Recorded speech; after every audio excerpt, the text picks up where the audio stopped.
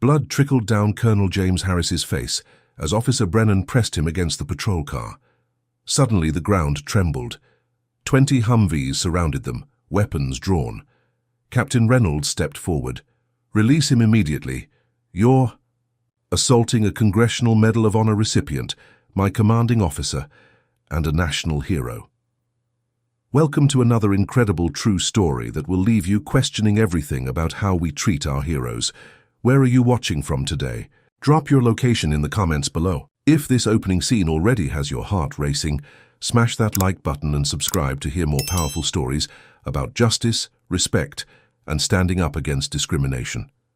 Now let's rewind to see how this explosive confrontation began. Colonel James Harris woke before dawn on that fateful Sunday morning, a habit ingrained from 30 years of military service. At 74, his body still maintained the discipline of rising with the sun, even though retirement had granted him the luxury of leisure.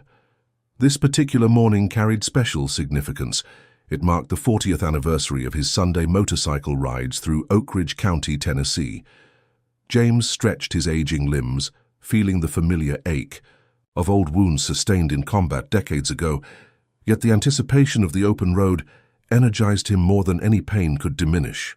The colonel's modest home in the veterans' community of Pinewood Heights was adorned with subtle reminders of his distinguished military career. Photographs in simple frames, medals stored in drawers rather than displayed, and books that chronicled the conflicts he had served in. James preferred humility to ostentation, believing his actions should speak louder than accolades. He moved through his morning routine with methodical precision, brewing coffee strong enough to stand a spoon in, eating a breakfast of oatmeal with sliced bananas, and reviewing the weather forecast for his ride. The autumn morning promised clear skies and mild temperatures, perfect conditions for a long journey through the countryside. After breakfast, James made his way to the detached garage where his pride and joy awaited, a meticulously maintained 1985 Harley-Davidson motorcycle. The vintage bike had been a gift from his unit upon his retirement, presented to him during a ceremony that had brought tears to the eyes of hardened soldiers. Every scratch and dent on the machine told a story, and James knew each one intimately. He ran his hand along the leather seat, worn smooth from countless miles, and began his pre-ride ritual of inspection and polishing.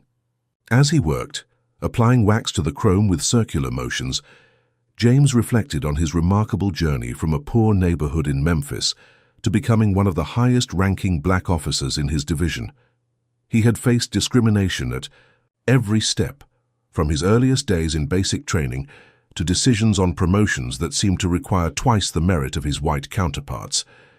Yet he had persevered, earning respect through excellence and integrity rather than conformity or compromise. The motorcycle gleamed under the garage lights, its black and silver finish reflecting his face as he buffed the tank to a mirror shine. The process was therapeutic, allowing his mind to wander through memories both painful and triumphant. He recalled operations in foreign lands, men lost under his command, and battles fought not just against external enemies but against prejudice within the ranks. His 30 years of service had spanned multiple conflicts, yet some of his most challenging moments had occurred on American soil, fighting for the dignity and recognition that should have been automatically granted. With the motorcycle preparation complete, James reached for his phone to make his weekly call to his daughter, Monica. Their Sunday conversations had become another ritual, a way to maintain connection despite the geographical distance between them. Monica answered on the second ring, her voice warm with affection but tinged with the ever-present concern of a daughter for her aging father. "Morning, Dad. Getting ready for your ride?" James smiled at the familiar question. "You know it, baby." "Girl, perfect day for it too." Monica's sigh carried through the connection. "Just be careful, especially in Oak Ridge County. You know how it is there." Her warning referred to the county's reputation for racial tensions and the recent incidents involving black motorists being stopped without cause. James understood her concern, but had grown weary of limiting his freedom due to others' prejudices. "I've been riding these roads for 40 years, Monica. I know every pothole and speed trap. Besides, I'm just a retired old man enjoying his motorcycle." He deliberately omitted mentioning his rank or achievements, a habit of modesty that sometimes frustrated his daughter. "A retired colonel with a Medal of Honor is never just anything, Dad," Monica reminded him, her tone shifting to one of pride mixed with exasperation. "And those officers out there don't see your service record when you ride by. They just see—" She trailed off, not wanting to finish the thought. James completed it for her. "They just see an old black man on an expensive bike. I know, baby, I've been black in America for 74 years. I think I've got the hang of it by now." His attempt at humor fell flat, met with silence on the other end. After promising to be careful and call when he returned home, James ended the conversation and turned his attention to preparing himself for the ride. Unlike many veteran riders who proudly displayed their military affiliation through patches and insignia, James preferred anonymity on the road. His riding gear, a well-worn leather jacket, reinforced jeans, boots, and a full face helmet, carried no indication of his military background. This choice was deliberate. On these Sunday rides, he sought to escape the weight of his rank and history, to be simply a man enjoying the freedom of the open road. As he suited up, James found himself thinking about his first encounter with racial profiling. He had been 15, riding his second-hand bicycle through an affluent white neighborhood on a shortcut to his after-school job. A police cruiser had pulled alongside, the officer demanding to know where he had stolen the bike from. That moment had crystallized something for young James, the understanding that in certain eyes his very presence was considered suspicious, his possession of anything valuable automatically questioned. The memory should have been distant after nearly 6 decades, yet it remained sharp, a precursor to countless similar experiences throughout his life. With his gear secured and a small pack containing water and emergency supplies strapped to the motorcycle, James started the engine. The Harley roared to life, its distinctive rumble reverberating through the garage. The sound never failed to bring a smile to his face, a mechanical growl that symbolized freedom, power, and the open road ahead. He eased the motorcycle out of the garage and into the morning sunlight, nodding to neighbors who waved from their porches. As he navigated through the residential streets toward the highway that would take him to his favorite scenic route, James felt the familiar sense of liberation that came with these rides. The world narrowed to the road ahead, the wind against his helmet, and the powerful machine beneath him. For these precious hours, he could outrun the limitations and expectations that society placed upon him. Little did he know that on this particular Sunday, his routine ride would become anything but ordinary. As the suburbs gave way to countryside, James leaned into a curve, unaware that his journey was about to intersect with forces that would bring both humiliation and vindication before the day was through.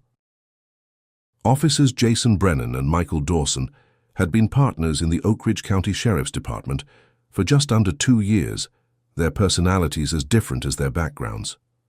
Brennan, 34, and raised in Oak Ridge County, had joined the force after a brief stint in the military that ended with a general discharge under circumstances he rarely discussed. Dawson, 27, had moved from another state to take the position, bringing idealism that had not yet been fully eroded by the department's entrenched culture. They sat in their patrol car on that Sunday morning, parked in the shadow of a billboard advertising local real estate, monitoring traffic on a stretch of county road known for speeding violations. Brennan sipped his coffee, cold from sitting too long, while scrolling through alerts on the cruiser's computer terminal. "Says here there's been a series of motorcycle thefts over in Highland Grove," he remarked, referring to one of the wealthier neighborhoods in their jurisdiction. "High-end bikes, mostly. Probably those gangs coming in from the city." Dawson nodded non-committally, having learned that his partner often made sweeping assumptions with limited evidence. "Any suspects or descriptions?" he asked, focusing on the factual elements rather than speculation. Brennan shrugged. "Nothing specific, just the usual suspicious characters hanging around where they don't belong." The loaded phrase hung in the air between them, its implication clear from previous conversations. Brennan had particular ideas about who looked suspicious and where certain people belonged, views that Dawson had increasingly recognized as problematic but hesitated to challenge directly. Their conversation drifted to weekend plans and departmental gossip until Brennan suddenly straightened in his seat, his attention caught by something in the side mirror. "Well, well, look what we have here," he said, an edge of anticipation in his voice. Dawson turned to see what had captured his partner's interest, a motorcyclist approaching on a vintage Harley-Davidson, the rider's full-face helmet and leather jacket obscuring their identity. "What about him?" Dawson asked, noting that the motorcycle was traveling at precisely the speed limit, the rider's posture indicating experience and control. "Gut instinct," Brennan replied, already reaching for the ignition. "That's a high-dollar bike and I don't recognize the rider. Let's see who's visiting our county roads this morning." Before Dawson could point out that there was no legal basis for stopping a motorcyclist who had violated no traffic laws, Brennan had started the engine and pulled onto the road behind the Harley. They followed for nearly a mile, Dawson watching for any infraction that might justify their pursuit, but the rider maintained perfect adherence to traffic regulations, signaling properly for turns and staying precisely at the speed limit. Despite this, Brennan activated the patrol car's lights and siren, forcing the motorcyclist to acknowledge their presence. Dawson felt the first stirrings of discomfort as he observed the rider's immediate compliance, pulling over onto the shoulder at a spot with no other vehicles or witnesses in sight. There was something methodical in how the motorcyclist stopped, suggesting this wasn't their first experience, being pulled over without cause. Brennan parked the cruiser at an angle behind the motorcycle, a tactical position that blocked any potential escape route. "Let's approach this one carefully," he said, unsnapping the restraint on his holster in a motion that seemed unnecessarily aggressive given the circumstances. "Could be one of those theft suspects." Dawson followed procedure, positioning himself slightly behind and to the right of his partner as they approached the motorcycle. The rider remained seated, hands visible on the handlebars, waiting for instructions. Brennan stopped several feet away, his stance wide and authoritative. "Remove your helmet slowly and keep your hands where I can see them," he ordered, his tone immediately confrontational. The rider complied, lifting the helmet to reveal the face of an elderly black man with close-cropped gray hair and eyes that reflected calm dignity rather than the nervousness Brennan had clearly expected. For a moment, Dawson thought he saw his partner's confidence waver before hardening into something more determined. "License, registration, and proof of insurance," Brennan demanded, not offering any explanation for the stop. The rider, Colonel James Harris, though the officers had no way of knowing his identity or rank, spoke with a measured voice that carried decades of command experience. "May I ask why I've been stopped, officer? I don't believe I violated any traffic laws." Brennan's posture stiffened at the question. "We've had reports of stolen motorcycles matching this description. I need to verify that this bike belongs to you." It was a fabrication, as Dawson well knew. The stolen motorcycles in the reports had been modern sports models, nothing like the vintage Harley before them. James nodded slowly, his expression revealing that he recognized the pretext for what it was, but would not escalate the situation. "I understand. My documents are in my inside jacket pocket. I'm going to reach for them very slowly." Brennan's hand moved closer to his weapon. "Just make sure that's all you're reaching for." The implication hung heavy in the air, a threat wrapped in procedural language. Dawson watched as the elderly man moved with deliberate care, telegraphing each motion as he reached inside his jacket. Despite the clear absence of threat, Brennan maintained his aggressive stance, eyes narrowed with suspicion that seemed to feed on itself rather than respond to any actual behavior from the motorcyclist. James extracted his wallet with 2 fingers, movements precise and practiced, suggesting he had been in similar situations before and understood the potential dangers of any sudden motion. "My license is in here, and the registration and insurance are in the compartment under the seat. Would you like me to get those for you as well?" he asked, voice steady despite the tension crackling in the air. "Hand over the wallet first," Brennan instructed, taking it with a brusqueness that bordered on disrespect. As he flipped it open to examine the license, James continued, "That motorcycle has been in my possession for over 30 years. It was a gift upon my retirement." Brennan barely glanced at the license before responding, Retirement from what? Doesn't say here you're retired military or law enforcement. The dismissive tone made it clear he had already made assumptions about the man before him, assumptions that evidence would not easily dispel. Now let's see the registration, slowly. James reached toward the motorcycle seat, explaining, "The compartment latch is underneath. I need to lift the seat to access it." His movements remained deliberate and non-threatening, yet Brennan watched, with heightened suspicion, as though expecting the elderly man to suddenly produce a weapon rather than documentation. Dawson observed the interaction with growing unease, noting the disconnect between his partner's aggressive approach and the calm, compliant behavior of the motorcyclist. This stop had begun without justification and was proceeding without respect for the dignity of the citizen involved. As James carefully lifted the seat to access the storage compartment, Dawson caught a glimpse of something inside, a folded piece of fabric with what appeared to be military insignia. Before he could process this observation, the situation took a dramatic turn for the worse. The peaceful autumn morning shattered into chaos in a matter of seconds. As Colonel James Harris reached beneath his motorcycle seat for the registration documents, Officer Brennan suddenly lunged forward, grabbing the elderly man's arm with unnecessary force. "He's reaching for something," Brennan shouted, yanking James away from the motorcycle with such violence that the 74-year-old veteran lost his balance and stumbled. Using the momentum, Brennan spun James around and slammed him against the patrol car, his face pressed against the cool metal of the vehicle's hood. "I was just getting my registration as instructed," James protested, his voice strained, but still maintaining remarkable composure given the circumstances. During the abrupt movement, something fell from James's jacket pocket, landing on the asphalt between the officer's feet. It was a military identification card, the distinctive format and coloring immediately recognizable to anyone familiar with Department of Defense credentials. Officer Dawson noticed it first, bending slightly to get a better look without touching the item. "Brennan, I think that's a military ID," he said, uncertainty creeping into his voice. But Brennan was already committed to his course of action, his adrenaline and preconceptions overriding rational assessment. He kicked the ID card away, sending it skittering under the patrol car and out of immediate sight. Could be fake. Plenty of these guys carry counterfeit credentials. The dismissal was so immediate, so complete, that Dawson found himself momentarily speechless.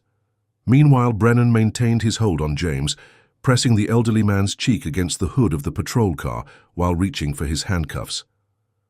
"I'm going to check the bike," Brennan instructed his partner. "Keep him secured." With James temporarily under Dawson's watch, Brennan returned to the motorcycle and began an aggressive search, opening compartments and pulling out contents without care for organization or potential damage. From the saddlebag, he extracted a small pouch containing what appeared to be military challenge coins and a folded flag in a protective case, items of profound personal significance to many veterans. Brennan tossed these aside carelessly, continuing his search as though expecting to find contraband or weapons. James watched from his position against the patrol car, his expression a complex mixture of dignity and restrained anger. "Those items are personal mementos from my military service," he stated, his voice carrying the unmistakable tone of a man accustomed to being heard and respected. "I would appreciate if you would handle them with care." Brennan scoffed without looking up from his search. "Sure, your service, and I'm the Secretary of Defense." The mockery in his tone was unmistakable, a direct challenge to James's identity and integrity. "I have every right to question you riding a bike that costs more than you probably make in a year." The racial undertone of the comment hung in the air, impossible to ignore. James straightened as much as his position allowed, decades of command, presence evident in his posture, despite the humiliating circumstances. "I am Colonel James Harris, United States Army, retired.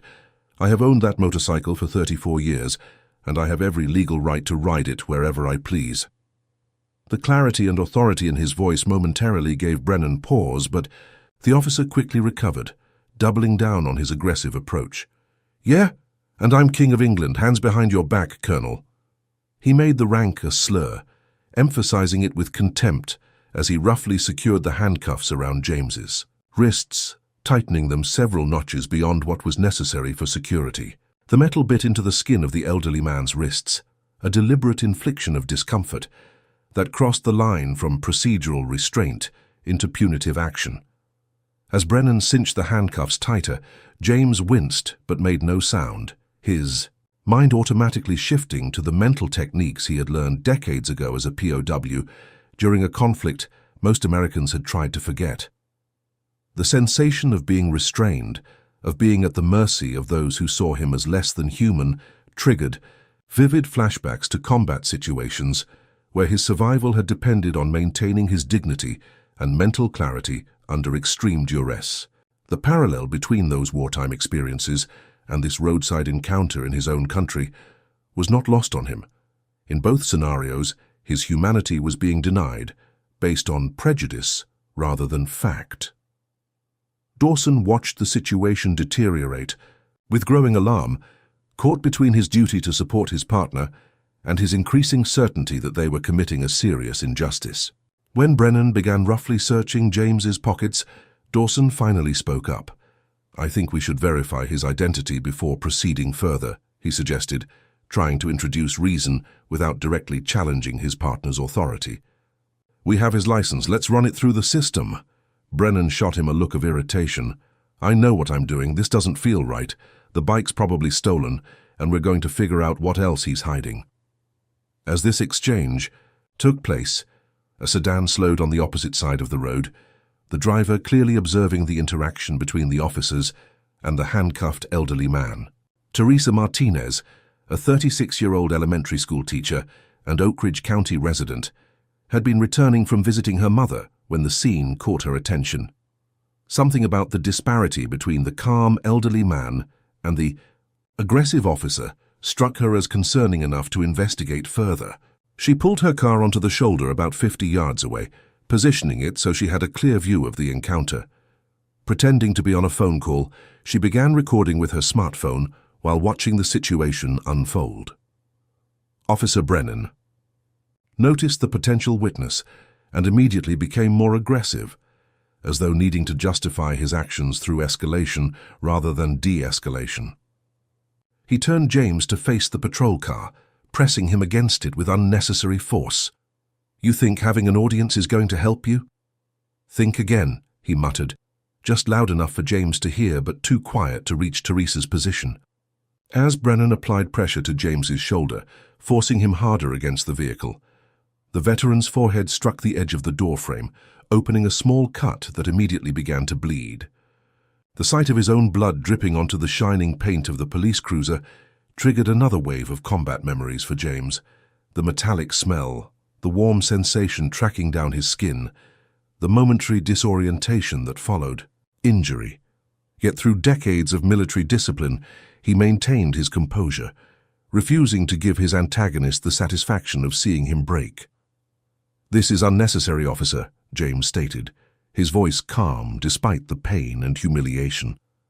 "I have committed no crime, and I am fully cooperating with your instructions." Brennan leaned closer, his voice a harsh whisper. "People like you don't belong on bikes like that in neighborhoods like this. There's always a crime if we look hard enough."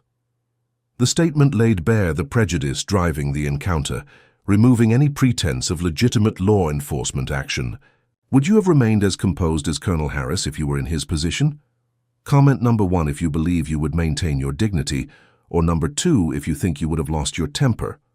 Like this video if you've ever witnessed or experienced similar treatment, and subscribe to hear more stories about justice and courage in the face of discrimination. But what about that woman watching from her car? Was she about to become just another passive witness, or would she take action that would change everything? And how long before those military IDs that had been kicked under the car would be discovered? Keep watching to find out how this tense situation explodes into something neither officer could have imagined. Teresa Martinez maintained her position in her parked sedan, phone held to her ear in convincing mimicry of a casual conversation while actually live streaming the disturbing scene unfolding before her. "Yes, I'm seeing it right now," she narrated, quietly, as though speaking to someone on the other end of the call. An elderly black gentleman on a motorcycle being roughed up by police on County Road 16, just past the Wilson Creek Bridge. He's bleeding from his forehead, and they've got him handcuffed against their car. The livestream, broadcasting through her social media account, had initially attracted only a few random viewers, but the numbers were steadily climbing as the algorithm recognized the increasing engagement.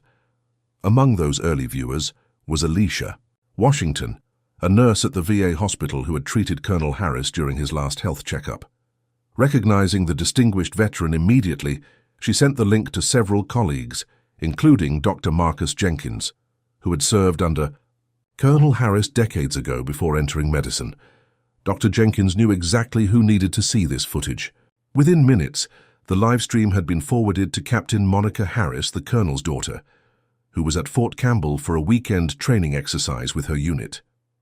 Monica had just finished briefing her team when her phone buzzed with the urgent message.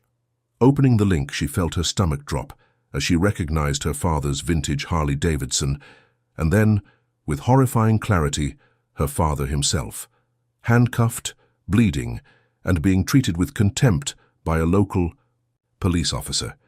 "No, no, no," she whispered, her training temporarily overwhelmed by the primal reaction of seeing a parent in danger.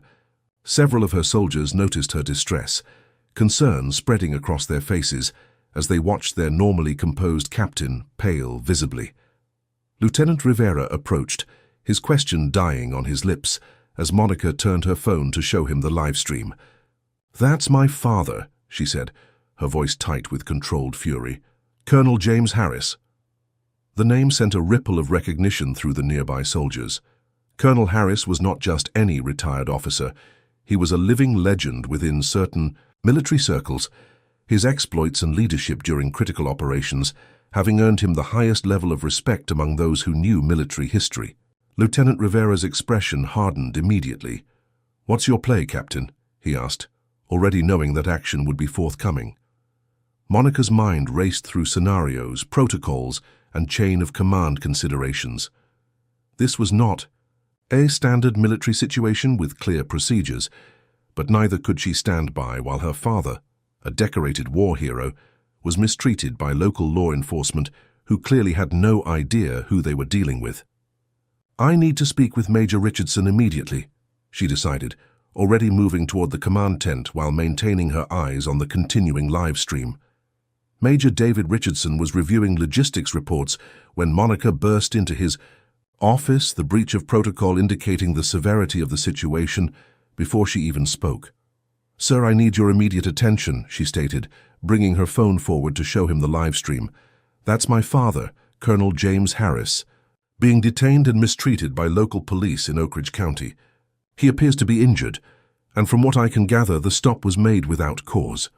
Major Richardson's eyes widened as he took in the scene on the small screen.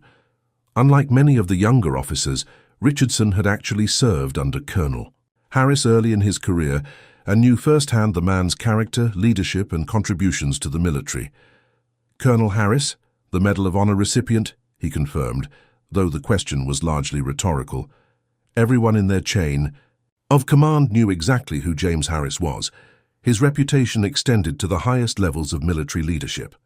"Yes, sir, and he's being treated like a common criminal for riding his motorcycle, a motorcycle he's owned for over 30 years. Monica's professional demeanor was fracturing slightly under the pressure of watching her father's ongoing humiliation. Major Richardson stood immediately, decision made. "This requires immediate intervention. Follow me, Captain." He led the way to General Hayes's office, knowing that only the highest authority on base could authorize what would be necessary.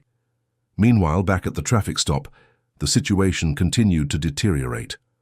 Officer Brennan had escalated to physical intimidation, using his body weight to press Colonel Harris against the patrol car, while continuing to make derogatory comments just below the threshold of what might be picked up by Teresa's recording. "You people always have some story," he muttered. "Always some excuse about why you're somewhere you don't belong." The "you people" hung in the air, its meaning unmistakable. James endured the discomfort stoically, his military training providing a framework for maintaining dignity under duress. The physical discomfort of the handcuffs biting into his wrists, The throbbing pain from the cut on his forehead and the indignity of being publicly humiliated were all processed through the lens of a man who had endured far worse in service to the country whose laws were now being perverted to harass him. Officer Dawson had retreated to a position of conflicted inaction, neither participating in Brennan's escalating behavior nor actively intervening to stop it.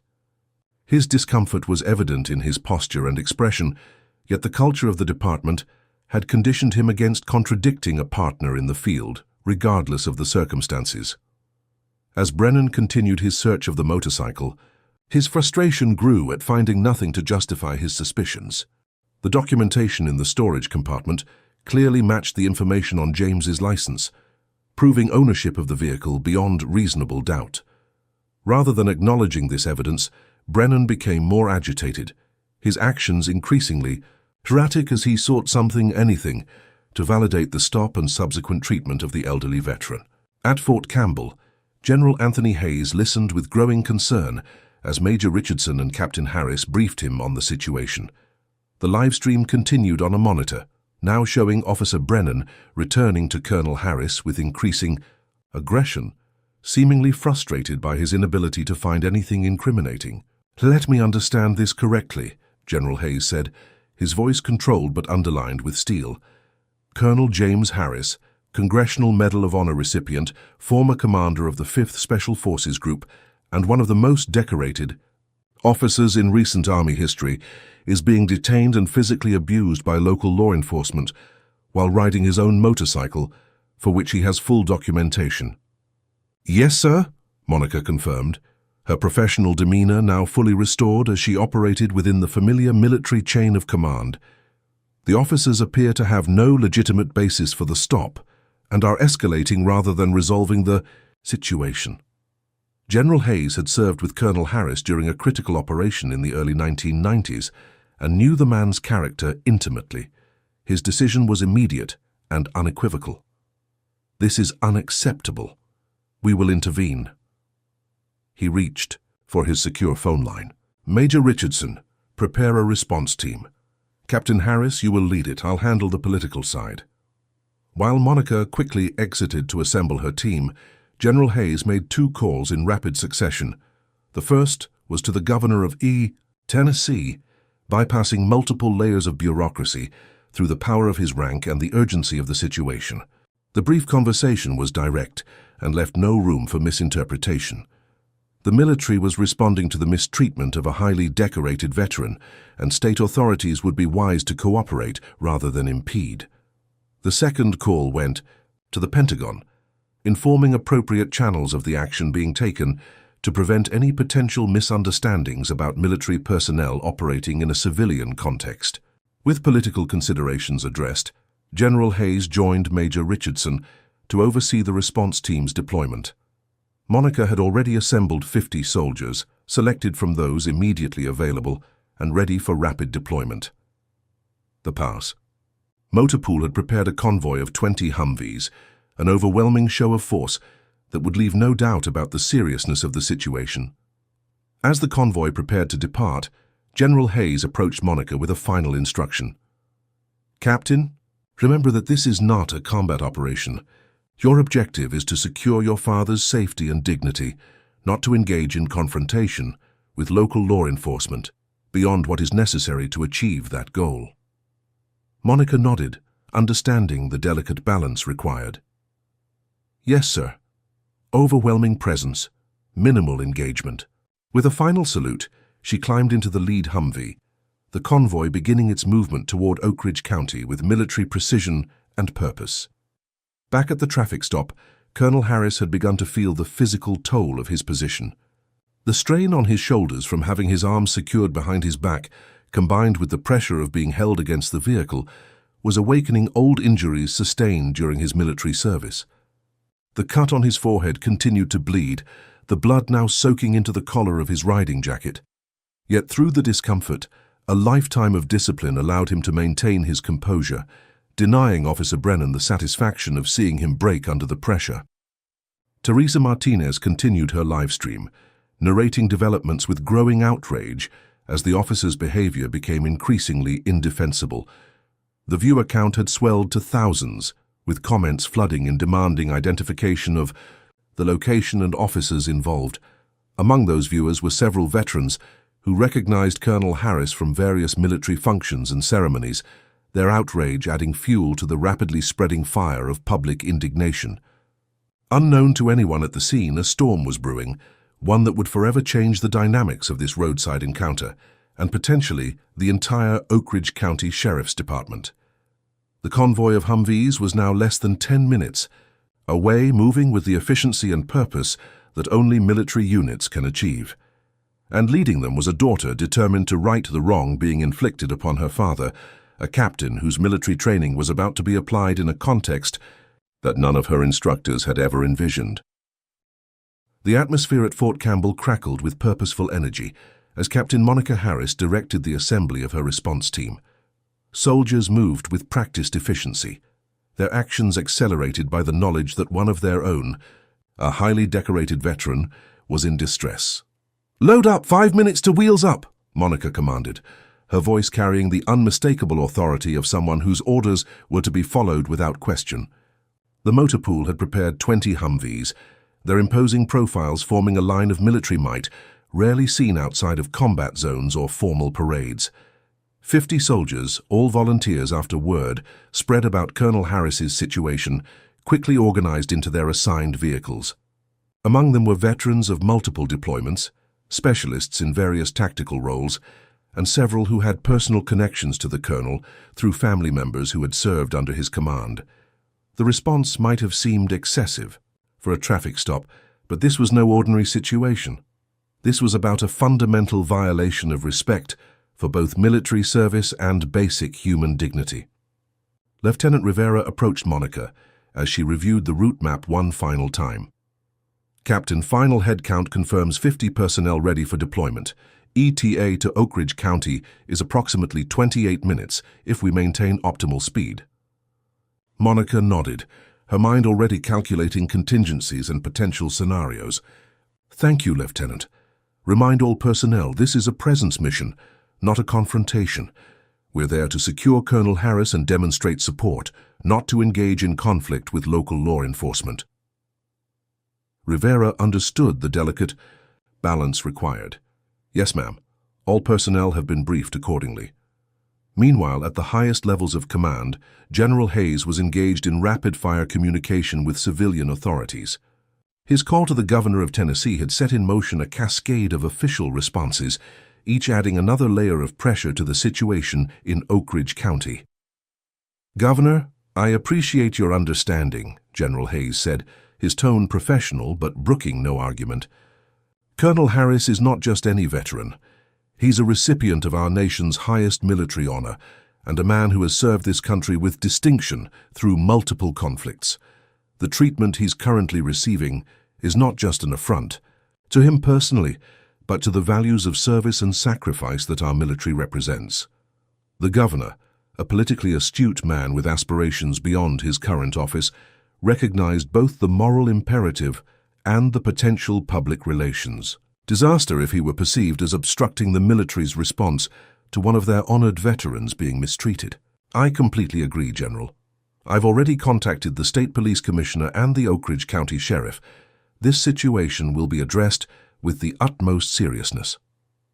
What the governor didn't mention was that Sheriff Daniel Jameson of Oak Ridge County had a history of resisting external oversight and had cultivated a department culture that often bordered on autonomous operation rather than cooperative law enforcement. Even as the conversation with General Hayes concluded, the governor was placing another call, this one to Sheriff Jameson directly. The sheriff's office in Oak Ridge County was experiencing an unusual Sunday morning flurry of activity.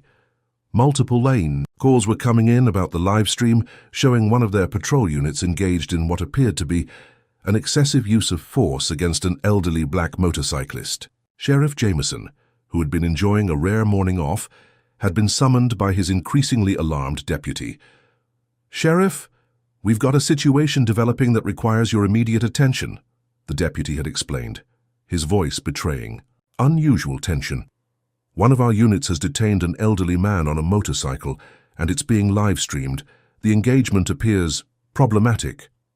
Problematic how?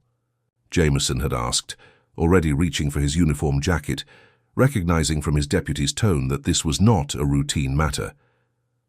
The subject appears to be in his 70s. He's bleeding from a head wound, and officers Brennan and Dawson have him handcuffed against their patrol car. According to dispatch, they haven't called in any charges or even a reason for the stop. Jameson had felt the first stirrings of a migraine beginning behind his right eye, a familiar sensation when Officer Brennan's name came up in reports. Brennan had been a problem since his hiring, his aggressive approach and questionable decision-making resulting in multiple civilian complaints. Yet the complex politics of the department had thus far protected him from serious consequences. Where exactly is this happening? County Road 16 near Wilson Creek Bridge. But Sheriff, there's more. We're getting information that the subject may be a retired military officer of significant rank, and... The deputy had hesitated, clearly uncomfortable with what he needed to say next. And we've just received a call from the governor's office. Apparently the military is involved. That had been enough to get Jameson moving at double speed, barking orders as he headed for his vehicle. Contact Brennan and Dawson immediately. Tell them to stand down and await my arrival. And get me everything we have on this motorcyclist. Name, rank, service record, anything. But the attempts to reach officers Brennan and Dawson had thus far proven futile. Whether they were ignoring their radios deliberately, or simply too engaged in the situation to respond, remained unclear. As Sheriff Jameson sped toward the scene, lights flashing, but sirens silent to avoid adding to the spectacle, the governor's warnings echoed in his mind. This had the potential to become the kind of incident that ended careers and fundamentally changed departments. Back at the traffic stop, the situation continued to deteriorate. Officer Brennan's frustration at finding nothing incriminating had transformed into a more personal form of aggression, as though Colonel Harris's innocence was itself an affront that required punishment. "You think you're special, don't you?" Brennan hissed, close enough to James's ear that the words wouldn't carry to Teresa's recording. "Think your fancy bike and your stories about being some big-shot colonel make you better than me?" James maintained his dignified silence, a tactic he had employed in far more dangerous situations throughout his military career. This only seemed to infuriate Brennan further, who interpreted the lack of response as defiance rather than discipline. "Answer me when I'm talking to you," he demanded, his voice rising enough that fragments of the statement were likely captured by Teresa's live stream. When James finally spoke, his voice was measured and controlled, each word deliberate. "Officer, I have answered all your questions truthfully. I have provided identification and cooperated with your instructions despite having committed no violation.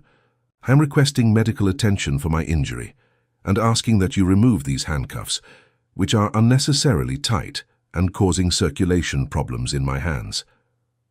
The reasonable request, delivered with the calm authority that had been Colonel Harris's hallmark throughout his military career, triggered something dark in Officer Brennan. His hand shot out, gripping James's injured shoulder with deliberate pressure on an old wound site. "You'll get medical attention when I decide you need it, not before," he growled, applying additional pressure that sent waves of pain through the veteran's body. Officer Dawson, who had been maintaining an uncomfortable distance from his partner's escalating behavior, finally stepped forward. "Brennan, that's enough. He's bleeding and cooperating. We need to reassess this situation."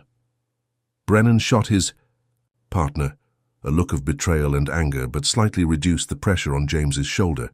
"Fine, you want to be the good cop? Go ahead. But this guy's hiding something, I can feel it."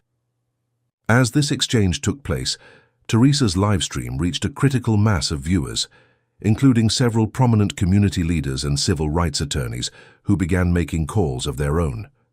The digital wildfire was spreading beyond anyone's ability to contain it, creating a virtual audience of thousands witnessing Colonel Harris's mistreatment in real time. Among those viewers were dozens of veterans who recognized the elderly man as a decorated officer, their outrage manifesting in a flood of calls to military advocacy groups, media outlets, and elected officials. The convoy of Humvees was now less than 5 minutes from the scene, moving with the coordinated precision that marked all military operations. In the lead vehicle, Captain Monica Harris maintained regular communication with Fort Campbell, updating command on their position while receiving intelligence about the developing situation. "Be advised, Captain," came Major Richardson's voice over the secure channel. "Sheriff Jameson of Oak Ridge County is en route to the scene. Intelligence suggests he's aware of the situation's severity and may be attempting to de-escalate before our arrival." Monica acknowledged the information while maintaining her focus on the mission. The approaching confluence of military force, local law enforcement leadership, and the ongoing civilian witness created a volatile mixture of authority, accountability, and public scrutiny that would soon transform a routine traffic stop into something unprecedented in Oak Ridge County history. As Sheriff Jameson's vehicle crested a hill 2 miles from the scene, he caught his first glimpse of what awaited him. Not just the patrol car with the detained motorcyclist, but something far more concerning on the horizon behind it. A dust cloud rising from the road indicated vehicles approaching at high speed from the direction of Fort Campbell, and the profile of those vehicles was unmistakably military.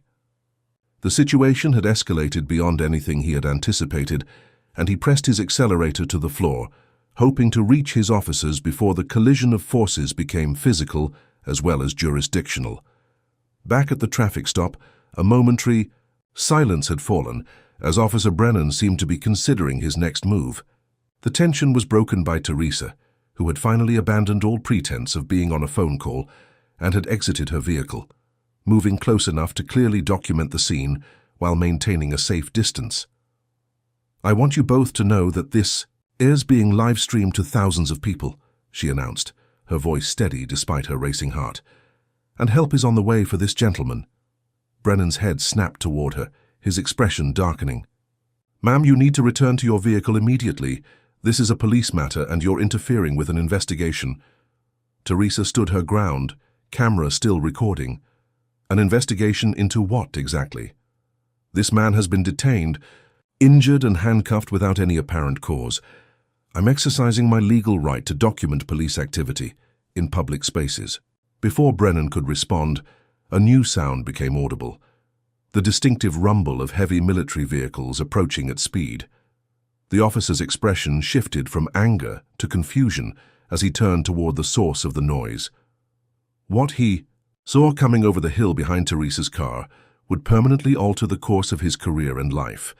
Is it ever justified for police to stop someone based on gut instinct alone? Comment number 1 if you believe officers should always need a specific legal reason for a stop. Or number 2 if you think intuition plays a valid role in law enforcement. Like this video, if you support veterans being treated with dignity regardless of their race, and subscribe to hear more stories about justice prevailing against discrimination. But what happens when military force meets local law enforcement on American soil? Will this confrontation end peacefully, or are we about to witness a historic clash of authorities? And how will Colonel Harris maintain his dignity through this? For extraordinary turn of events, the answers are just ahead. The first indication that something extraordinary was happening came as a deep vibration in the asphalt, a trembling that traveled up through the soles of Officer Brennan's boots and seemed to resonate in his chest. It was a sensation more felt than heard initially, the approach of heavy vehicles moving at coordinated speed. Teresa Martinez, who had been standing her ground with phone camera still recording, turned toward the source of the disturbance, her expression shifting from determined defiance to amazement as she caught sight of what was cresting the hill behind her car. "Oh my God!" she breathed. The words captured clearly on her live stream as the first military Humvee came into view, followed immediately by another and another, forming an imposing column of desert tan vehicles that stretched back as far as the eye could see. Officer Dawson stepped away from the patrol car, his hand instinctively moving toward his service weapon before common sense prevailed. This was no threat they could address with standard police tactics. This was something entirely outside his experience. "Brennan," he called, his voice tight with tension, "you need to see this." Brennan, who had been focused on maintaining his dominance over Colonel Harris, looked up with irritation that quickly transformed into disbelief as he processed what was approaching. The lead Humvee accelerated slightly, pulling ahead of the formation. and coming to a precise stop 30 yards from the police cruiser. The other vehicles fanned out with military precision, creating a semicircle that effectively surrounded the scene without completely cutting off escape routes, a tactical positioning that spoke of professional training and strategic thinking. The engines idled in unison, their collective rumble creating an intimidating audio backdrop to the visual display of force. For several heartbeats, nothing happened. The Humvees sat motionless, their occupants unseen behind tinted windows and armored plating. The psychological impact of the unknown, of power held in reserve, created a moment of suspended animation where even Officer Brennan seemed frozen in place, his hand still gripping Colonel Harris's shoulder, but now without conscious pressure. The spell broke as the door of the lead Humvee swung open and a figure emerged. Captain Monica Harris in full military uniform, her posture ramrod straight and her expression professionally neutral, despite the fury she felt seeing her father's blood-streaked face. She approached with measured steps, each footfall deliberate and controlled, stopping at a distance that was close enough for clear communication, but far enough to avoid appearing directly threatening. Behind her, the doors of the other Humvees opened in perfect synchronization, and 50 soldiers emerged, taking positions beside their vehicles. None drew weapons, but their presence, uniformed, disciplined, and numerous, created an overwhelming display of potential force. "I am Captain Monica Harris, United States Army," she announced, her voice carrying clearly across the space between them. "You are currently detaining Colonel James Harris, Congressional Medal of Honor recipient and my commanding officer during his distinguished 30-year career of service to this country." The revelation landed like a physical blow. Officer Brennan's grip on James's shoulder slackened as the implications of the statement registered. This wasn't just any elderly motorcyclist he had been mistreating. This was a highly decorated military officer with direct connections to the armed forces currently surrounding him. His mind raced for a response, for some way to maintain authority in a situation rapidly spiraling beyond his control. "This is a police matter," he managed, his voice lacking its earlier confidence. "Military personnel have no jurisdiction in civilian law enforcement actions." Captain Harris took another step forward, her eyes never leaving Brennan's face. "This ceased to be a routine police matter the moment you assaulted a Medal of Honor recipient without cause or provocation. I am here under direct orders from General Anthony Hayes to secure Colonel Harris's safety and ensure his proper treatment." The invocation of a general's name added another layer of authority to her presence. Behind her, the semicircle of soldiers remained at parade rest, their disciplined stillness somehow more intimidating than any overt show of aggression would have been. From the far side of the scene, a new vehicle approached, Sheriff Jameson's SUV, lights flashing as he pulled up to the increasingly crowded roadside. He emerged quickly, taking in the unprecedented tableau before him. His officers, a detained elderly man with a bleeding forehead, a civilian woman recording everything, and 50 uniformed soldiers, creating a human barrier around the entire scene. His law enforcement training had never prepared him for anything remotely like this. "I'm Sheriff Daniel Jameson," he announced, approaching with his badge clearly visible. "What exactly is happening here?" Captain Harris turned slightly to acknowledge the new arrival without losing sight of the officers still holding her father. "Sheriff, your officers have detained and injured Colonel James Harris, a retired United States Army officer decorated with the Congressional Medal of Honor, apparently without cause or due process. We are here to ensure his immediate release and proper medical treatment." Sheriff Jameson processed this information quickly, decades of law enforcement experience allowing him to recognize the gravity of the situation and the potential for either resolution or catastrophic escalation. His gaze shifted to Colonel Harris, noting the blood on his forehead, the awkward angle of his handcuffed arms, and most importantly, the dignity with which he maintained his posture despite the clear discomfort. Something about the elderly man's bearing spoke of authority and command presence even in this compromised position. "Release him," Jameson ordered, his decision immediate and unequivocal. "Now, Brennan." Officer Brennan hesitated, caught between compliance with his direct superior and commitment to his earlier actions. "Sir, this individual was suspected of motorcycle theft. We were conducting a legitimate investigation. Sheriff Jameson's expression hardened. I said, "Release him, immediately."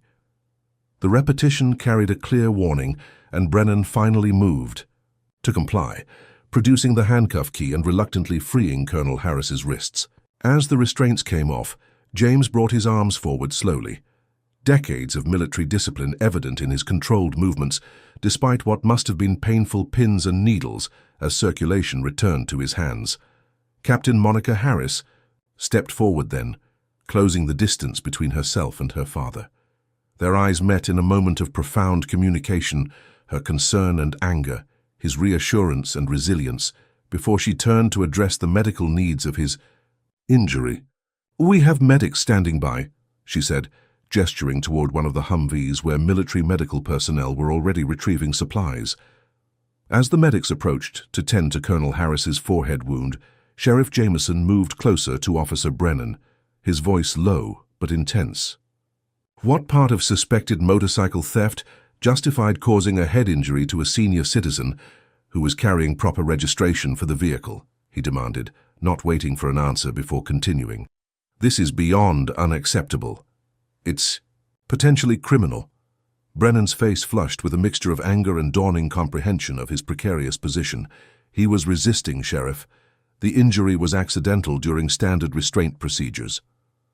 From her position beside, her father, Captain Harris, overheard the claim and turned sharply. "That's a lie," she stated flatly, "and the livestream video that's currently being watched by thousands of people will prove it." She gestured toward Teresa, who was still recording everything, her livestream having grown to over 20,000 viewers as word spread through social media and veteran networks. Sheriff Jameson glanced at the civilian witness, then back to his officer, the pieces falling into place with disturbing clarity. "Body cameras," he said. "Both of you. I want—" That footage secured immediately. Officer Dawson moved to comply, understanding that the recordings would likely contradict Brennan's version of events, and not wanting to be seen as obstructing the investigation. Brennan, however, made no move toward his equipment. "Battery was dead before shift," he claimed, the excuse sounding hollow even to his own ears. As this exchange took place, more vehicles arrived, state police cruisers, an ambulance dispatched by the county emergency services, and most surprisingly, a black SUV with government plates that came to a stop behind the military Humvees. From it emerged General Anthony Hayes himself, having decided that the situation warranted his personal presence rather than remote management. His arrival transformed the dynamic once again, adding the highest level of military authority to the already complex interaction of forces at the scene. "General on deck," called one of the soldiers, and the entire military contingent snapped to attention, creating a visual reminder of the chain of command and disciplined response that stood in stark contrast to the increasingly chaotic police response. General Hayes approached with the measured confidence of a man accustomed to command, nodding acknowledgement to his soldiers before focusing his attention on Colonel Harris, who, despite his injury and the medic attending to him, had straightened to a position of respect at the general's approach. "At ease, Colonel," Hayes said, genuine concern evident in his voice. "I apologize for the delay in our response." James nodded slightly, wincing as the movement disturbed the medic's work on his forehead. "No apology necessary, General. The cavalry always arrives precisely when needed." The exchange, brief as it was, demonstrated a level of mutual respect and shared experience that transcended the current circumstances. Two military leaders, who had served through conflicts and crises, recognizing each other as equals despite the difference in current status. Sheriff Jameson, recognizing the significance of the general's presence, approached with appropriate deference. "General Hayes, I'm Sheriff Daniel Jameson. I want to personally apologize for this incident and assure you that a full investigation will be conducted with complete transparency." Hayes acknowledged the sheriff with a professional nod. "I appreciate that, Sheriff. Colonel Harris is not just any veteran. He's a man whose leadership and courage have saved American lives in circumstances you and I can scarcely imagine. His treatment today is not just a departmental issue. It's a matter of national respect for our highest military honors." The rebuke delivered with calm professionalism rather than heated emotion, carried all the more weight for its restraint. As the general spoke, the medics completed their initial treatment of Colonel Harris's wound, applying a proper dressing to the cut that had been left to bleed by the officers. With his injury addressed, James was finally able to turn his full attention to the extraordinary scene around him. The military force assembled in his defense, the law enforcement officers in various states of discomfort and realization, and the civilian witness, whose quick thinking had documented the entire incident for posterity. When Captain Harris was satisfied with her father's medical treatment, she approached Officer Brennan, who had retreated to a position beside the patrol car. Her posture was controlled, her voice measured, but the intensity in her eyes left no doubt about the depth of her feelings. That man you manhandled today has led troops through combat zones that would have broken lesser men. He's made decisions that saved hundreds of American lives while putting his own at risk. The Medal of Honor around his neck was presented by the President of the United States for valor above and beyond the call of duty. She paused, allowing the words to land with full impact. Remember his face. Remember this day, and understand that your actions reflect not just on yourself, but on the entire concept of what it means to serve and protect. Have you ever witnessed someone being treated with disrespect until their true identity was revealed? Comment number 1 if you've seen this kind of respect conversion happen, or number 2 if you believe true respect should be given to everyone, regardless of title or status. Like this video if you believe our veterans deserve better treatment, no matter their race or background, and subscribe to hear more stories that expose injustice and celebrate those who stand against it. But what consequences await Officer Brennan? Will Colonel Harris's dignity be fully restored? And how will this extraordinary confrontation between military and civilian authority be resolved? The story continues right after this. The scene on County Road 16 had transformed from a routine traffic stop into something unprecedented in Oak Ridge County history, a convergence of military power, law enforcement authority, and civilian witness, all centered around the dignified figure of Colonel James Harris. With his handcuffs removed and his wound properly dressed, James stood straight despite the lingering pain, his bearing reflecting decades of command responsibility and personal discipline. Sheriff Jameson approached him directly, extending a hand in formal greeting. "Colonel Harris, I'm Sheriff Daniel Jameson. On behalf of the Oak Ridge County Sheriff's Department, I offer my sincere apologies for your treatment today. This is not how we train our officers to conduct themselves, and I assure you there will be consequences." James accepted the handshake. With a firm grip, his eyes evaluating the sheriff with the practiced assessment of a man who had spent his career gauging the character of those under and above him in the chain of command. "I appreciate your personal intervention, Sheriff," he replied, his voice steady despite the ordeal he had endured. "I would hope that all citizens in your county receive the same consideration, regardless of their rank or connections." The pointed observation hung in the air between them. An acknowledgement that James understood his exceptional treatment came not from any inherent respect for his rights, but from the overwhelming display of force and authority that had arrived to support him. Sheriff Jameson had the grace to look discomfited by the implication. "A fair point, Colonel, and one that will be addressed in our department moving forward." As this exchange took place, Captain Monica Harris supervised the military medics, who continued to document her father's injuries for the official record. Photographs were taken of the cut on his forehead, the abrasions on his wrists from the overly tight handcuffs, and the bruising beginning to form on his shoulder where Officer Brennan had applied unnecessary pressure. Each image would become part of the comprehensive record being assembled, evidence not just for potential disciplinary action against the officers involved, but for the broader narrative that was already forming around the incident.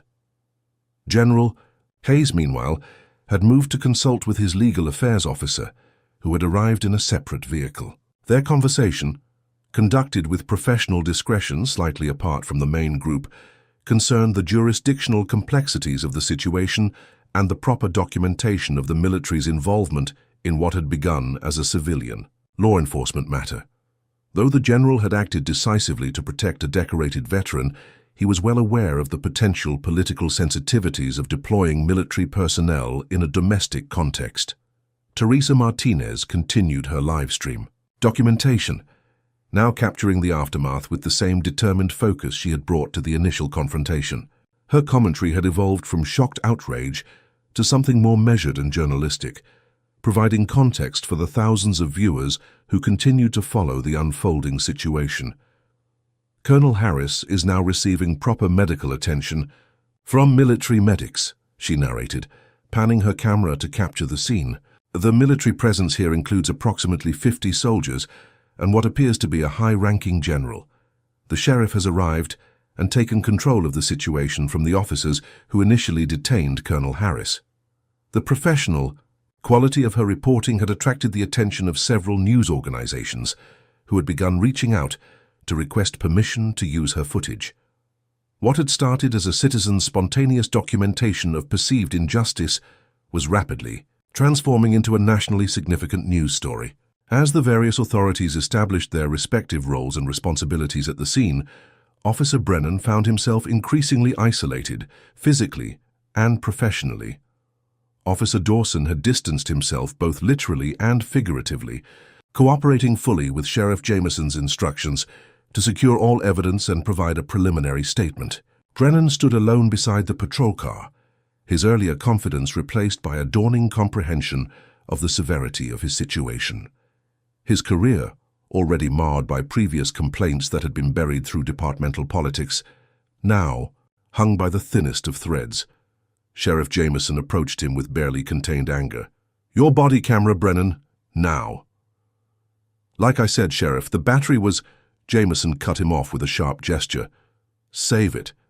I have already confirmed with dispatch that you logged a fully charged camera at the beginning of your shift. This isn't going to disappear, and if you think destroying or tampering with evidence is going to help your situation, you're even more foolish than your actions today suggest." Brennan's face flushed, but he reached for his camera, unclipping it with reluctant compliance. The device was indeed functional, its indicator light showing active recording. Jameson took it personally, sealing it in an evidence bag with methodical care. "Consider yourself on administrative leave, effective immediately. Report to my office at 9 tomorrow morning with union representation if you choose. Your weapon and badge stay with me." The public dressing down, witnessed by military personnel, fellow officers, and civilian observers, completed Brennan's humiliation, a stark reversal of the power dynamic he had established earlier with Colonel Harris. As this procedural reckoning unfolded, Captain Harris had guided her father to one of the military vehicles, where he could sit comfortably while providing his formal statement about the incident. With professional detachment that belied her personal connection, she recorded his account of the traffic stop, the escalation, and the physical force used against him. "And you had your military identification with you at the time of the stop," she confirmed, following standard interview protocol, despite knowing the answer. "Yes," James replied. "My retired military ID was in my wallet along with my driver's license. When Officer Brennan pulled me away from the motorcycle, the ID fell to the ground. He kicked it under the patrol car rather than examining it." This detail, seemingly minor in the broader context of the incident, crystallized the deliberate nature of the disrespect shown. Not an oversight or misunderstanding, but an active rejection of evidence that might have contradicted the officer's preconceptions. As James continued his statement, the conversation shifted to a more personal reflection, father and daughter momentarily setting aside their military roles. "This isn't the first time, Monica," he said quietly, his voice pitched for her ears, alone. "Just the first time someone was recording, and the first time I had an army to call on." The simple statement opened a window into decades of similar experiences, countless instances of being stopped, questioned, and treated with suspicion for nothing more than existing in spaces where others believed he didn't belong. Monica's professional demeanor cracked slightly, revealing the daughter beneath the captain. "Why didn't you tell me it was this bad? All these years you've dismissed my concerns about you riding alone." James looked at her with the complex expression of a parent who has deliberately shielded their child from painful realities. What purpose would it have served? You couldn't ride with me every Sunday. You couldn't change how the world sees an old black man on an expensive motorcycle. He paused, considering his words carefully. I've faced worse in combat, Monica. Much worse. This is just America. The resigned acceptance in his tone spoke volumes about a lifetime of navigating spaces where his presence was questioned, his achievements doubted, and his dignity constantly under threat of being stripped away. Their conversation was interrupted by the arrival of General Hayes, who approached with formal respect, but genuine concern. Colonel Harris, how are you holding up? James straightened instinctively in the presence of a superior officer, decades of military protocol overriding his physical discomfort. I'm fine, General. Nothing that won't heal with time. Hayes nodded, recognizing the stoicism for what it was. Not denial of pain, but contextualization of it within a lifetime of greater hardships overcome. The governor has personally called to express his concern and assure me that this incident will be addressed at the highest levels of state government. He glanced toward Sheriff Jameson, who was still managing the law enforcement response. I believe the sheriff is sincere in his commitment to investigate and implement appropriate disciplinary measures. James followed the general's gaze, his expression thoughtful. It shouldn't take a general and 50 soldiers to ensure proper police conduct, sir. Not in the country we've both served. Hayes couldn't disagree with the assessment. No, it shouldn't. But today, that's what it took, and perhaps that reality becoming public will drive change more effectively than another internal investigation. Buried in bureaucracy. As they spoke, Teresa approached cautiously, her live stream still active but her journalistic instincts compelling her to seek direct input from the central figures in the unfolding story. Excuse me, Colonel Harris. I'm Teresa Martinez, the one who's been documenting what happened here. Would you be willing to share any thoughts about this experience? Thousands of people are watching, including many veterans who recognize you and are expressing their support. James considered the request carefully, aware that his words would reach far beyond this roadside in Tennessee. After a moment's reflection, he nodded, understanding the potential impact of his testimony. Ms. Martinez, what happened here today is unfortunately not unusual for many Americans who look like me, regardless of their service or achievements. The unusual part was the response. He gestured toward the assembled military personnel who maintained their disciplined presence around the perimeter. Most citizens don't have an army to call upon when their rights are violated. They don't have generals intervening on their behalf. They face these situations alone, often without witnesses or recourse. Teresa nodded, recognizing the broader context he was establishing. Would you say your military rank and decorations should have protected you from this treatment to begin with? The question cut to the heart of the matter, the implicit suggestion that respect should be contingent on status rather than inherent in basic human dignity. James's response was measured but unequivocal. No American citizen should need medals or rank to be treated with basic dignity and due process by law enforcement. My service doesn't make me more deserving of respect than any other person on the street. It simply made resources available to me that aren't available to most. The statement, delivered with the natural authority that had made him an effective leader throughout his military career, resonated with both the immediate audience and the thousands watching the live stream. Comments flooded Teresa's feed, veterans and civilians alike, expressing support for the colonel's perspective and sharing similar experiences of being judged by appearance rather than character or contributions. As the various threads of response continued to develop around him, James found himself at the center of precisely the kind of attention he had always avoided. His private humiliation transformed into a public testimony that would inevitably become part of larger conversations about race, authority, and respect in American society. The irony wasn't lost on him.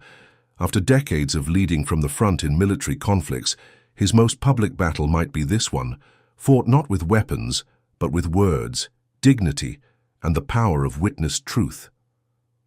By sunset, the roadside confrontation that had begun as a routine traffic stop had exploded into a national news story, spreading through traditional and social media with the viral velocity that only the most compelling narratives achieve. Every major network had picked up Teresa Martinez's live stream footage.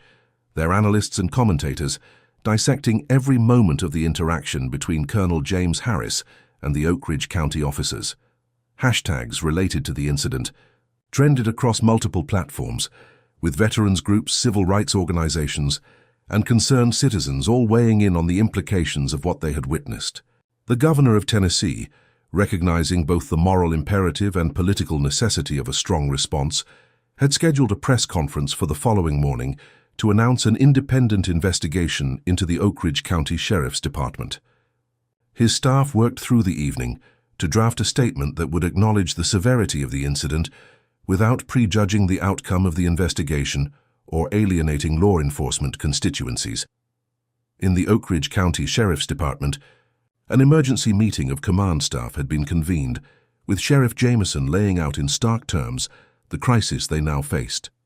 "This isn't going away with an internal review and a statement of regret," he told his assembled lieutenants and captains, his expression grave. "We're looking at potential civil rights violations, excessive force allegations, and a level of public scrutiny this department has never experienced."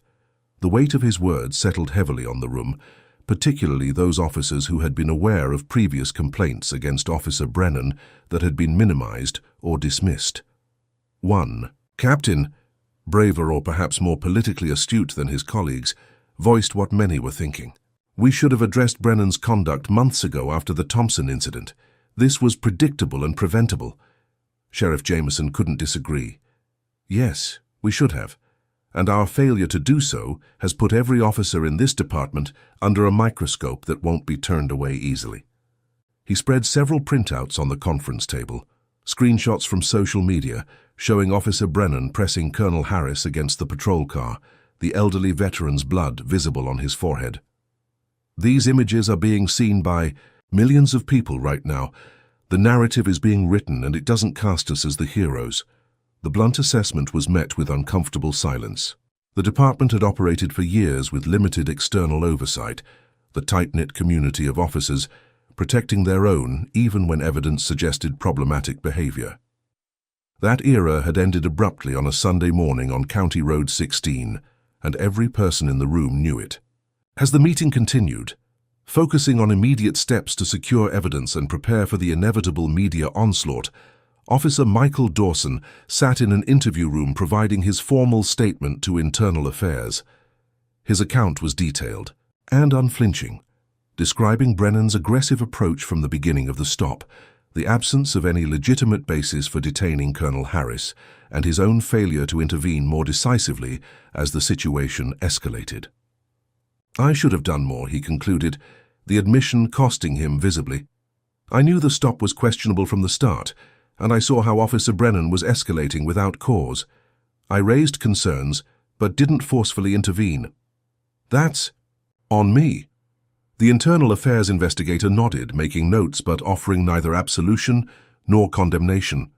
Dawson's cooperation might mitigate his culpability, but it wouldn't erase his complicity in what had occurred. Across town, journalists had already begun digging into Officer Brennan's history with the department. Public records requests had been filed for all previous complaints, and former colleagues were being approached for background information. A pattern was emerging. Multiple incidents involving questionable stops of minority drivers, excessive force allegations that had been dismissed without thorough investigation, and a departmental culture that had protected him from consequences that might have prevented the current crisis. The most damning revelation came from a former Oak Ridge County deputy who had resigned 2 years earlier, partly due to concerns about the department's handling of problem officers. Brennan was known for what he called intuition stops, pulling people over because they looked out of place, the former deputy told a national news outlet, speaking on condition of anonymity. Everyone knew what that meant, but nobody wanted to be the one to call it what it was, profiling, plain and simple. At Fort Campbell, Colonel James Harris had been examined by military physicians who documented his injuries comprehensively, the laceration on his forehead requiring 4 stitches, bruising on his shoulder that corresponded exactly with Officer Brennan's grip, and abrasions on his wrists from the overly tight handcuffs. Each injury was photographed, measured, and included in the official report, that would eventually become part of legal proceedings against the officer responsible. Despite the physical discomfort, James maintained his composure throughout the examination, responding to questions with the same measured control he had shown throughout the ordeal. Only when he was alone with his daughter did he allow himself a moment of genuine emotion, the weight of the day's events finally manifesting in a deep, weary sigh. "I never wanted this kind of attention, Monica. 40 years of quiet Sunday rides, and now I'm the center of a national conversation about race and policing." Monica sat beside him in the private examination room, her uniform jacket removed, her role in this moment purely that of a daughter rather than a captain. "Maybe that's exactly why it needed to be you, Dad. Someone whose service and character are beyond question, someone they can't easily dismiss or discredit." James considered this perspective, turning it over in his mind with the same thoroughness he had applied to tactical problems throughout his military career. "Perhaps, but I've never sought to be a symbol or spokesperson. I just wanted to ride my motorcycle in peace." The simplicity of the desire to engage in a basic freedom without harassment or suspicion underscored the fundamental injustice of what had occurred. Monica reached for his hand, a gesture of support that bridged their professional roles and family bond. "I know, Dad, but sometimes history chooses us rather than the other way around." Back in Oak Ridge County, Officer Brennan had retreated to his home, ignoring the growing number of reporters gathering outside and the incessant buzzing of his phone. The swift collapse of his professional standing, from respected officer to department pariah in the space of hours, had left him reeling between anger and fear. He had contacted the police union representative, who had bluntly advised him to secure legal counsel beyond what the union could provide. "This isn't a routine excessive force allegation, Jason," the representative had told him. "This is national. News involving a Medal of Honor recipient. The department is already distancing itself from you, and the evidence doesn't leave much room for interpretation." The assessment had only deepened Brennan's sense of being scapegoated for practices that had been tacitly approved by the department for years. His resentment focused not on his own actions, but on the circumstances that had exposed them to public scrutiny. The civilian who had recorded the incident, the military response that had elevated it beyond local control, and ultimately Colonel Harris himself, whose status had transformed a routine stop into a career-ending catastrophe. This narrative of personal victimhood, rather than accountability, would shape Brennan's response in the days to come, further damaging his already precarious position. As night fell over Tennessee, Colonel Harris had been offered accommodation at Fort Campbell, but he had declined, preferring to return to his own home despite the day's events. "I've never run from intimidation before," he had explained to General Hayes. "I don't intend to start now." The statement wasn't bravado, but a simple expression of the principles that had guided his life, facing challenges directly rather than retreating from them. However, he had accepted the general's offer of a military escort for his journey home, his vintage Harley-Davidson carefully secured in one of the military vehicles after being examined for any damage sustained during Officer Brennan's search. The procession, Colonel Harris riding in a military vehicle accompanied by his daughter and a small security detail, attracted attention as it made its way through Oak Ridge County, with citizens coming out to witness the unusual sight. Some recognized the context from news reports that had already begun circulating, and a few veterans offered salutes as the vehicles passed, gestures of respect that contrasted sharply with the treatment James had received hours earlier on the same roads. At his modest home in Pinewood Heights, James found several neighbors waiting to welcome him, their concern evident in their expressions and the casseroles and baked goods they had prepared upon hearing about his ordeal. This simple demonstration of community support, ordinary people showing extraordinary kindness, affected him more deeply than the formal apologies from officials or the statements of outrage from public figures. It was a reminder that beyond the politics and policies, beyond the hashtags and headlines, real human connections remained the most meaningful response to injustice. As Monica helped him settle in, ensuring he had everything needed for a comfortable recovery, James reflected on the extraordinary day that had transformed his quiet life into a public testimony. "I never told you about all the times I've been stopped over the years," he said, continuing their earlier conversation as though it had never been interrupted. "Not just on the motorcycle, but driving, walking, existing in spaces where some people thought I didn't belong." Monica listened, recognizing the rare opportunity to hear her father speak openly about experiences he had previously minimized or kept private. After a while, you develop a sixth sense for it, which officers will see the man and which will see only the color. You learn to move differently, speak differently, live differently, just to navigate safely through your own country.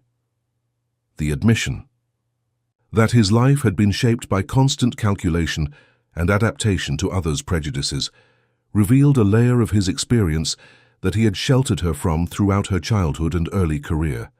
"But you always told me that things were getting better, that your rank and achievements were respected," Monica said, recalling his consistent optimism when discussing race relations in America. James smiled slightly, the expression tinged with complexity. "They are getting better in many ways, and I didn't want you carrying the weight of my experiences into your own career. Each generation should have the chance to form their own relationship with the world, without being burdened by all the battles their parents fought." The philosophy explained much about his approach to parenting and his reluctance to use his status as a shield against the everyday indignities he faced. He had wanted his daughter to believe in possibility rather than limitation, in progress rather than entrenchment. It was an act of love disguised as optimism, a deliberate choice to emphasize hope over history. As they continued talking into the evening, the broader implications of the day's events unfolded across media platforms, policy discussions, and dinner tables throughout the country. What had begun as one man's humiliation had transformed into a national moment of reckoning, not just with individual officers' conduct, but with the systemic issues that allowed such conduct to persist unchallenged. The question that remained, as it always did after such incidents, was whether this moment would lead to lasting change or simply become another episode in a familiar cycle of outrage, promises, and eventual regression to the status quo. 3 months after the incident on County Road 16, Colonel James Harris stood in his garage once again, preparing for his Sunday morning motorcycle ride. The routine was familiar: the careful inspection of the vintage Harley-Davidson, the methodical donning of riding gear, the quiet anticipation of open roads ahead. Yet everything surrounding this ritual had transformed in ways he could never have anticipated when he set out on that fateful morning. The motorcycle itself bore witness to the changes. Where Officer Brennan's aggressive search had left scratches on the chrome and tears in the leather saddlebags, careful restoration had erased the physical damage. A small addition adorned the bike now: a discreet American flag emblem beside a Medal of Honor insignia, subtle identifiers that James had previously avoided but now displayed with quiet pride. Not as protection against future harassment, but as an acknowledgement that his service and identity need not be compartmentalized or hidden. Outside his home, an unprecedented gathering was forming. What had begun as a spontaneous offer of accompaniment from a few local veterans had evolved into something much larger. Hundreds of motorcyclists from across the state and beyond, assembling to ride in solidarity with Colonel Harris on his first return to the roads of Oak Ridge County since the incident. The participants represented a cross-section of America, veterans and civilians, riders of all races and backgrounds, united by respect for James's service and outrage at his treatment. Among them were several of James's former soldiers, men and women who had served under his command decades ago and had traveled considerable distances to support their former colonel. Their presence moved him deeply, a tangible reminder that the bonds formed in military service transcended time and distance. As James wheeled his motorcycle out of the garage, the assembled riders erupted in respectful applause, many rendering salutes that he returned with characteristic dignity. The response threatened to overwhelm his composure, not from the attention itself, but from the genuine respect and solidarity it represented. Captain Monica Harris stood nearby in civilian clothes, having taken personal leave to participate in the ride. Her pride in her father was evident in her expression as she watched him acknowledge the gathered supporters with humble gratitude. The ride itself would be significant, not just for its size but for its route, deliberately taking the group through the heart of Oak Ridge County, including the exact spot where James had been detained. What had been a place of humiliation would be reclaimed as a point of transformation, both personal and communal. Before they departed, an unexpected visitor approached, Officer Michael Dawson, not in uniform, but in civilian riding gear, wheeling his own motorcycle toward Colonel E. Harris with visible nervousness. The crowd parted to allow him through, many watching with curiosity or suspicion, aware of his role in the original incident. James stepped forward to meet him, his expression neutral but not unwelcoming. "Colonel Harris," Dawson began, his voice steady despite his evident discomfort, "I want to apologize personally for my actions and inactions 3 months ago. I failed to intervene when I should have, and I failed to uphold the oath I took to protect and serve all citizens equally." The public nature of the apology clearly cost him, but he continued without hesitation. "I've spent these months reflecting on my responsibility and working to address the biases that influenced my behavior that day. I don't expect forgiveness, but I wanted you to know that your dignity throughout that ordeal has changed how I understand my role as an officer." James listened without interruption, giving Dawson's words the full consideration they deserved. When the younger man finished, James extended his hand. "Acknowledgement of error is the first step toward correction, Officer Dawson. I accept your apology and respect your willingness to deliver it in person." The handshake that followed carried significance beyond the personal interaction.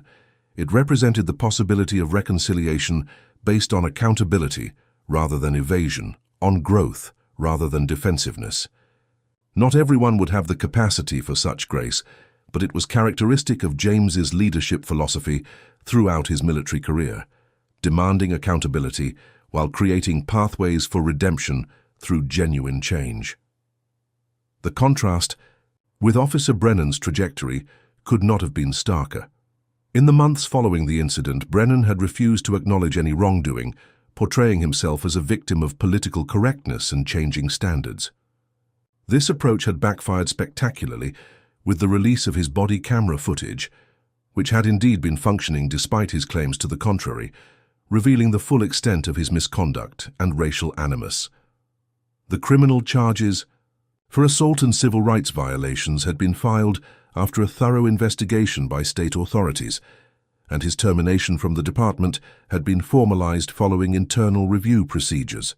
His case had become a cautionary tale within law enforcement circles about the consequences of both misconduct and the failure to take responsibility when confronted with evidence of wrongdoing.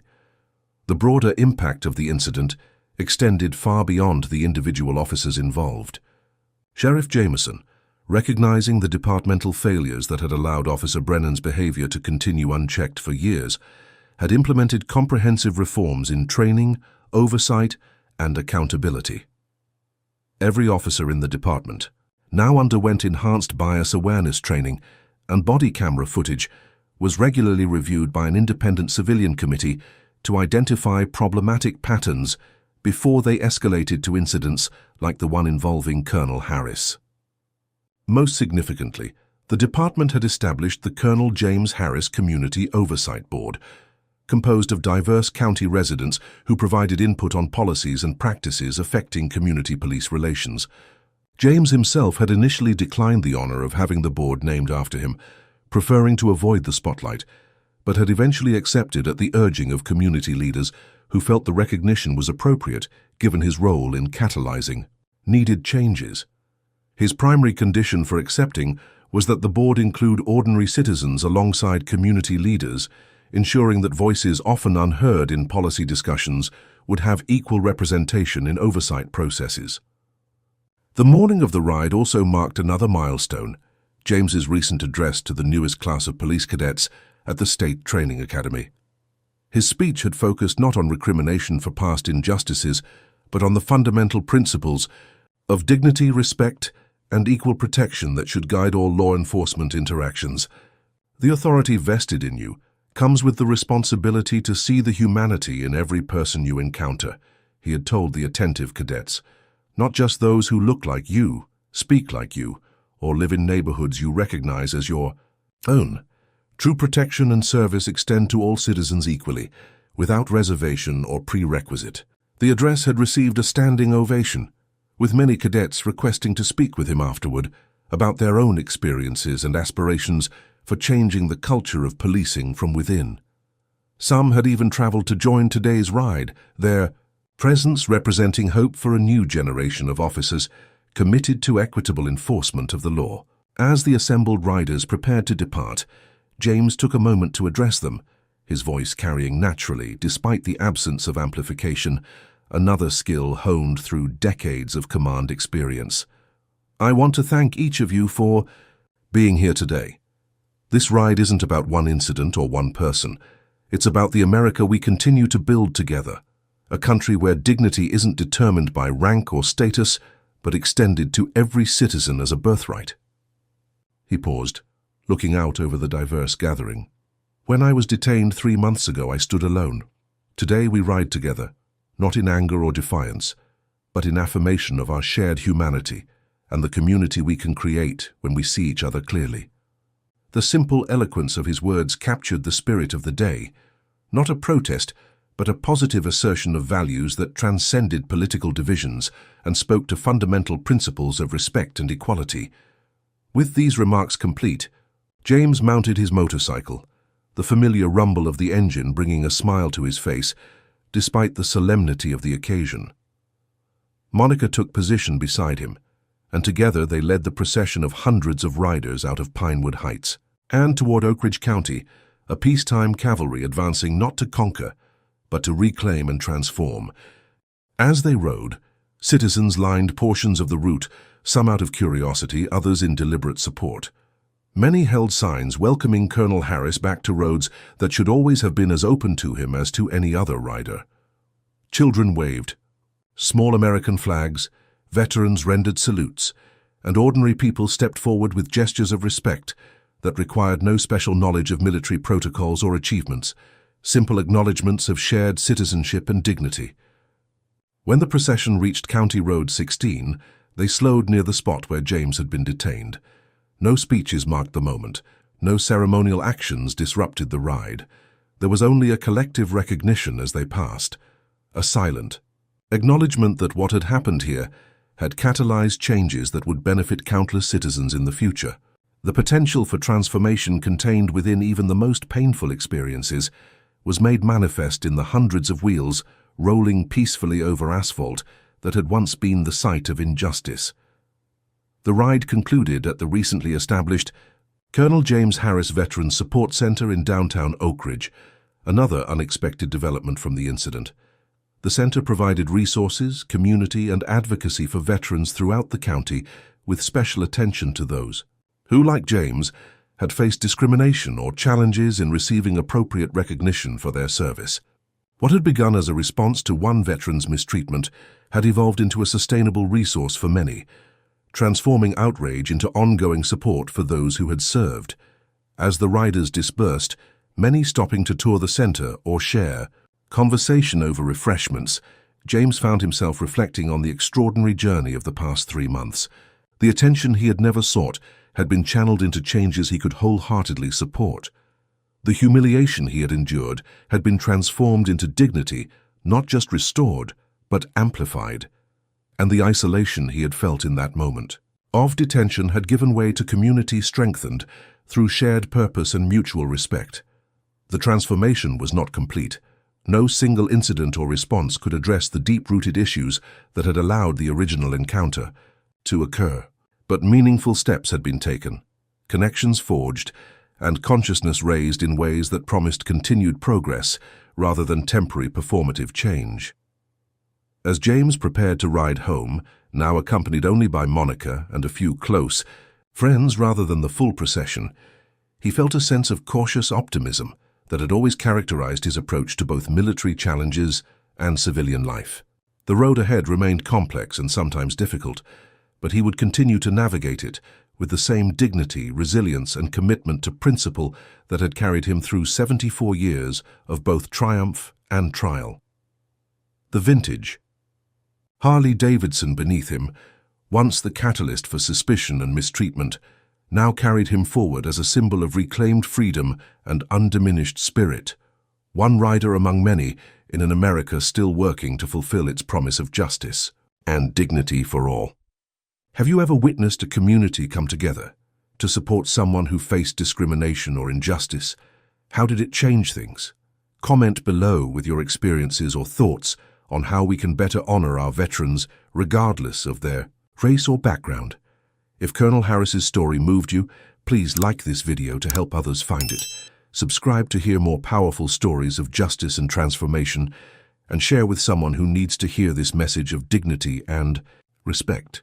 Thank you for joining us on this journey through one of America's most powerful recent examples of how confronting injustice can lead to meaningful change. Until next time, remember that respect isn't earned through rank or status. It's the birthright of every human being. This powerful story illustrates how dignity can triumph over discrimination, even in the face of profound injustice. Colonel Harris's experience reveals the harsh reality that many Black Americans face, being judged not by character or contribution, but by appearance. Despite his distinguished military career and Medal of Honor, Harris was subjected to humiliating treatment until his identity was forcefully revealed. The dramatic intervention of military personnel was necessary to secure the respect that should have been freely given to any citizen. The contrasting paths of Officers Brennan and Dawson demonstrate critical choices we all face when confronting bias, denial versus accountability. Brennan's refusal to acknowledge wrongdoing led to his downfall, while Dawson's willingness to confront his biases created a path toward redemption. Perhaps most importantly, this story reminds us that respect shouldn't require military honors or external validation. True dignity comes from recognizing the inherent worth in every human being, regardless of appearance or status. The transformation in Oak Ridge County didn't happen through punishment alone, but through community engagement, policy reform, and a commitment to seeing each citizen's humanity. Change begins when we acknowledge injustice, hold systems accountable, and work collectively toward a society where dignity is everyone's birthright, not a privilege reserved for those with power or status. Has someone ever misjudged you based on appearance alone? Or have you witnessed discrimination transform into respect once someone's true identity was revealed? Share your experience in the comments below. Your story might help others feel less alone in their struggles. If you believe every American deserves to be treated with dignity regardless of their race, background, or appearance, hit that like button to stand with Colonel Harris and countless others who face similar treatment every day. Subscribe to our channel for more powerful stories about courage, justice, and transformation in the face of discrimination. Each story we share helps build awareness and creates momentum for positive change. And please share this video with someone who needs to hear this message. Perhaps a friend who's experienced discrimination, a family member in law enforcement, or anyone who believes in a more just America where respect isn't determined by rank or race. Thank you for joining us in this important conversation. Together, we can build communities where dignity isn't something that must be defended with military might, but freely given to every citizen as their rightful due.